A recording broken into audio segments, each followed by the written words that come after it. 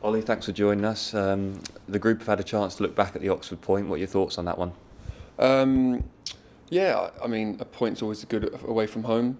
0-0 it was a tough game, a cold night, and with a limited squad and limited players to choose from, we can maybe look at that in a few months back and think it was a good point. Is context important at the moment, appreciating how depleted the squad is? Yeah, and it's tough, and when you've got a massive squad and then I don't know, nearly 9 players or 9 first-team players are out, it is tough, and you got to, the youngsters have got to step up, and they're not really used to playing a lot of games, and it's like it's not their fault, and they're getting thrown in and things like that. So all you can do is just try and get the best results you can with the team you got, and then hopefully as a team and the squad we'll get the injuries back, and then by Christmas and New Year we'll look like a new team again. The manager said one thing you might like to see a little bit more was an attacking threat and a bit more ruthlessness in the box, and hopefully that's something that you can add to.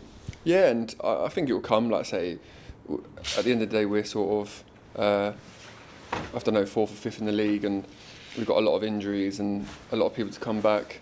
So as I'm looking at it, I think we're doing really well, and we're only going to get better. And at the results we've had not been the greatest, but they've not been the worst. So I'm sure it will all come together soon. The manager admitted as well it might be a case of sort of riding the wave at the moment, getting a few more members of the squad back, and then really trying to kick on. Yeah, and like I say, I think we will kick on. It won't be long, and once we've got a few players back, and we'll look like the team that we did at the start of the season. How do you feel personally? Obviously back in on Tuesday night. How are you feeling fitness-wise? Yeah, and I feel like I've got over my little sort of groin problem I had, and I'm sort of now getting back into the squad and being able to sort of show what I can bring.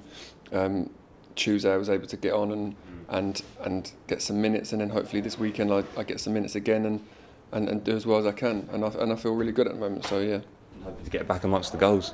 Yeah, and at the moment there's not many goals, but like I say, if I can get in the box and if I come on or like Jacko playing, we can just create a lot more chances and score some more goals. Having had a look at Plymouth, what are you and the lads expecting this weekend?